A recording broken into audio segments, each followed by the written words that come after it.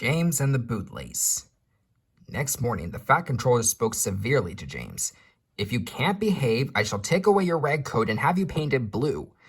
James did not like that at all, and he was very rough with the coaches as he brought them to the platform. Come along, he called rudely. All in good time, the coaches grumbled. "Don't talk, come on," answered James, and with the coaches squealing and grumbling after him, he snorted into the station. James was cross that morning. The Fat Controller had spoken to him, the coaches had dawdled, and worst of all, he had had to fetch his own coaches. "Gordon never does," thought James, "and he is only painted blue. A splendid red engine like me should never have to fetch his own coaches." And he puffed and snorted round to the front of the train and back onto it with a rude bump. "Oh!" groaned the coaches. "That was too bad." To make James even more cross, he then had to take the coaches to a different platform where no one came near him as he stood there.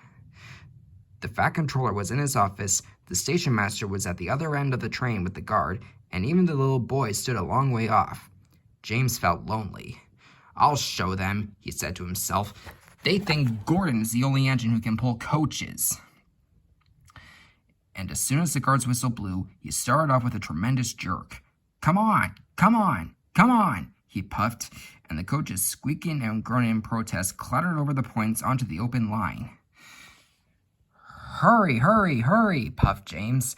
You're going too fast, said the coaches, and indeed they were going so fast that they swayed from side to side. James laughed and tried to go faster, but the coaches wouldn't let him. We're going to stop, they said, and James found himself going slower and slower.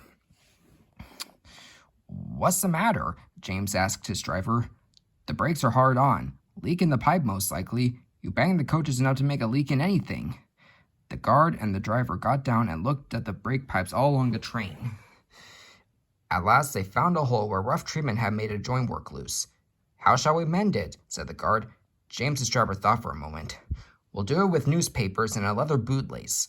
"Well, where does the bootlace come from?" asked the guard. "We haven't one." "Ask the passengers," said the driver. So the guard made everyone get out.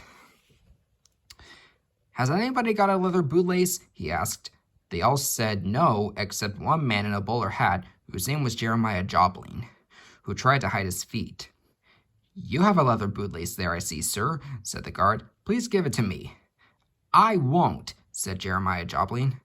"Then," said the guard sternly, "I'm afraid this train will just stop where it is." Then the passengers all told the guard, the driver, and the fireman what a bad railway it was. But the guard climbed into his van, and the driver and fireman made James let off steam. So they all told Jeremiah Jobling he was a bad man instead. At last he gave them his laces. The driver tied a pad of newspapers tightly around the hole, and James was able to pull the train.